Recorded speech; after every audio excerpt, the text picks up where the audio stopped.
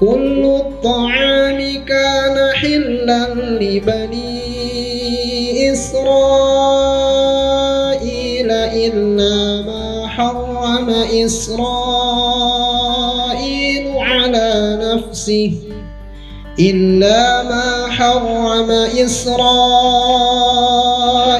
على نفسه من قبل أن تنزل التوراة قل فأتوا بالتوراة فاتلوها إن كنتم صادقين فمن افترى على الله الكذب من بعد ذلك فأولئك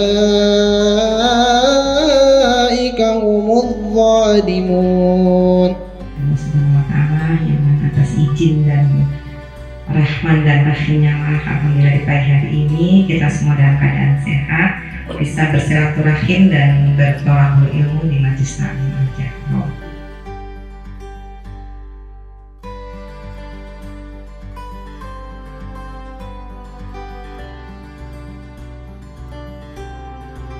Islam wajib saum selama 1 bulan, hanya Ramadan. Tapi di bulan lain ada yang saum, ya mungkin qadha. Dia punya hutang sebulan begitu. Sebulan, apa aja kan sebulan. Tapi kalau qadha kan boleh sekaligus, boleh dicicil. Kalau cicil itu keringanan.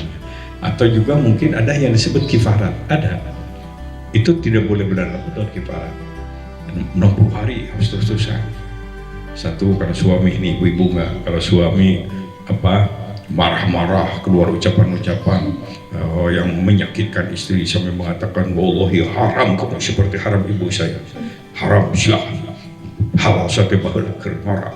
Nah ini kalau seorang suami sampai menyatakan demi Allah haram seperti haram ibu saya, itu namanya zihar dalam Quran. Terus dengan keluarga ada yang disebut ya ada semacam uap duka gitu. Diat namanya, diat bukan dieten, bukan diat. Jadi memberi berapa itu harus bayar kalau orang tertabrak meninggal dunia. Nah tergantung siapa yang ditabrak. Kalau yang ketabraknya ustaz, biasa kedikela. Tapi kalau dokter, kalau seniman, untung. Ini licik kitanya kalau ustaz. Kemudian yang ketiga, urusan dengan yang punya nyawa. Saum 2 bulan terus-terusan. 60 hari batal hari ke-59 balikan dari. Nah, apa artinya? Dalam Islam membunuh orang itu tidak sengaja aja kena sanksi.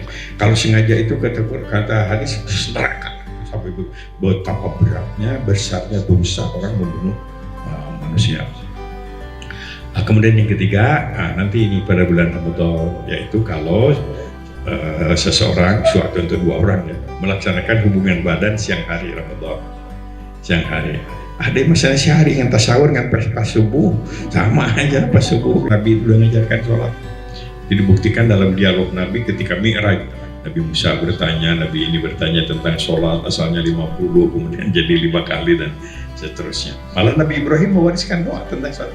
Rabbi jalni muqimas sholat wa min dzurriyyati. Itu doa Nabi Ibrahim. Boleh jadikan doa. Tuhan jadikan aku pengamal sholat dan keturunanku Tuhan. Makanya keturunan Ibrahim itu pada jadi nabi. Berapa puluh nabi dari 25 nabi itu ahli Ibrahim pertama ada pejuang sholat. Baik menjadi doa kita supaya membimbing anak, membimbing generasi setelah kita, tidak hanya nasihat, ada uswah teladan doa. Jadi usahakan sertakan doa itu supaya anak kita pengamal sholat. Ya. Bisa tadi doanya, Rabbi ja'alni muqimas shalah wa min dzurriyyati. Mereka puasa sunnah, bagaimana ya Allah? Saya ya Allah, bimbinglah anak-anak kami, keturunan kami agar mereka melaksanakan ibadah sholat. Titik. Jangan diteruskan. Ulah juga bapak nabi kesebelum, misalnya tadi Google guys, takkan ada malaikat bimbingan. Jadi berdoa. Nah ini doa. Pakai bahasa Indonesia maka itu bagian daripada investasi surga. Menjadikan anak mengamalkan, kita harus prihatin. Harus prihatin kalau kita sudah rajin sholat, anak kita nggak sholat, harus prihatin, menyesal. Quran secara khusus itu wal yakhshal ladzina law taraku min khalfihim dzurriyyatan dhi'afan khawfu 'alaihim. Itu jangan khawatir, hendaklah kalian khawatir jangan sampai melahirkan generasi-generasi yang lemah yang hidup setelah kamu, termasuk lemah iman, tidak sholat. Jadi sejak sedang tekanan, Allah menurunkan perintah. Terkesan dari ayat itu, kamu jangan putus asa tugas mensuci. Kamu juga jangan marah kepada orang lain karena mereka menghina, memfitnah kamu. Marah itu tidak pernah menjadi solusi. Nama liar, nama gering, lalu mengamak-amakan, lalu musuh. Tidak usah marah, serahkan hanya pada Allah. Kemudian juga dikatakan jangan dendam. Mereka jahat, tapi jangan dendam. Kalau dendam, canggung kita yang sakit. Kalau dendam itu ingin balas itu, ya, jadi lupakan aja. Kalau bisa doakan. Jadi bagaimana nih menghadapi ini? Berat, suci, tapi tidak boleh marah, tidak boleh dendam. Allah menyatakan, qumil laila, bangun sholat malam. Sholat malam itu qumil laila, sholat malam. Berapa lama? Nisfah, separuh malam. Atau kurangi sedikit, atau lebih sedikit terus.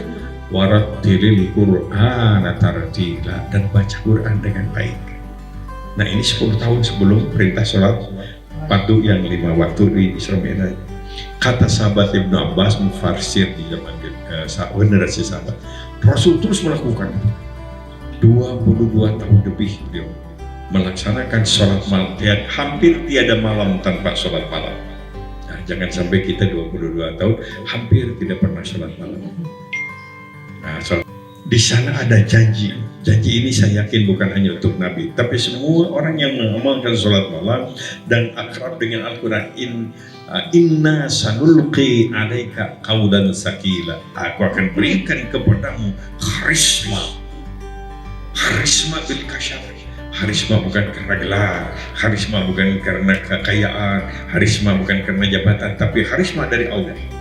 Bil kasyaf katanya oleh Allah. Dan rasanya sholat malam baca Quran, dan itu amalan utama di bulan Ramadan setelah salat. Sholat baca Al-Quran Karim. Kita perlu dalam hidup ini perlu satu saat pasrah kepada Allah. Bentuk kepasrahan tertinggi adalah sholat. Bentuk kepasrahan tertinggi sholat. Kalau kita merasa banyak dosa, banyak kesalahan, ingin kembali kepada Allah, jangan putus asa, perbanyak sholat, tentu hentikan dosanya. Jadi dalam Quran itu selalu ditekankan 2 hal, sholat, sidqah atau zakat. Sholat, sidqah, sholat, sidqah, sholat, sidqah itu. Sehingga dijadikan resep. Kalau ingin menghapuskan dosa, perbanyak sholat, tingkatkan kualitas sholat, perbanyak sidqah, dan tentu saja saum. Kalau ingin hidup tenang juga begitu, perbanyak sholat, tingkatkan kualitas sholat, kualitas saum, dan kemudian sholat, sidqah, zakat, dan 3 itu yang menjadi rukun Islam. Ya, agama memberikan bekal Nabi kepada kita. Kalau ibu terutama pas tidak sholat, zikir masih bisa. Masih zikir. Ujung malam nanti ada waktu ujung malam, Quran menyebutkan kanu qalilan minal laili ma yahja'un wa bil ashari hum yastaghfirun. Orang-orang yang akan mendapat pertolongan Allah, kemudahan di tengah-tengah berbagai macam kesulitan, rizki tanpa sulit, ada mereka yang membiasakan sholat malam dan banyak istighfar di waktu sahur. Istighfarnya menurut Quran surat An-Nasr, idza jaa nasrullah fasabbih bihamdi rabbika wastaghfir, tasbih.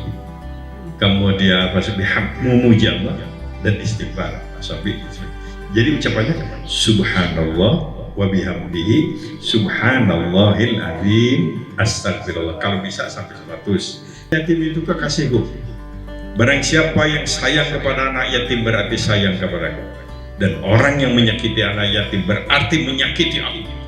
Ana wa kafirul yatim fil jannah.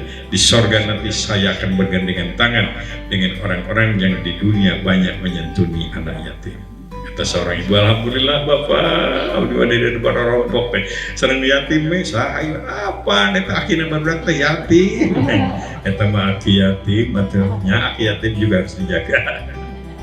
Yang kedua, ini problem bangsa kita sekarang ini. Kita nggak bisa menutup mata, yang miskin tambah banyak, yang minta-minta tambah banyak. Itu faktanya begitu. Terlepas siapa yang salah, tapi faktanya memang harus. Jadi mungkin ke rumah ibu juga sering yang langganan, kadang-kadang pika sebelah itu langganan. Kemarin jangan berbeda, abdi balik saya mau ke Palembang, minta ongkos, besok sekali dia ya minta kalau Palembang deh ini ada yang begitu. Tapi tadi Quran menyatakan jangan kau bentak, jangan kau usir orang. Qaulun ma'rufun, ucapan yang baik lebih baik. Nasihati. Apa? Kamu teh kamari kan dia channel kapal lemak bersama bohong dosanya ya. Kayak ibu perlunya isukan diisukan. Lebih baik begitu daripada memberi tapi ya mau nyarikan begitu. Quran yang mengajarkan. Ya sekarang problem Ramadan itu semakin banyak yang minta-minta. Gak usah marah-marah ya sudah, kalau ada rezeki sudah ada. Dan dijaminkan oleh Allah, tidak akan ada orang yang miskin gara-gara sedekah, gara-gara infak.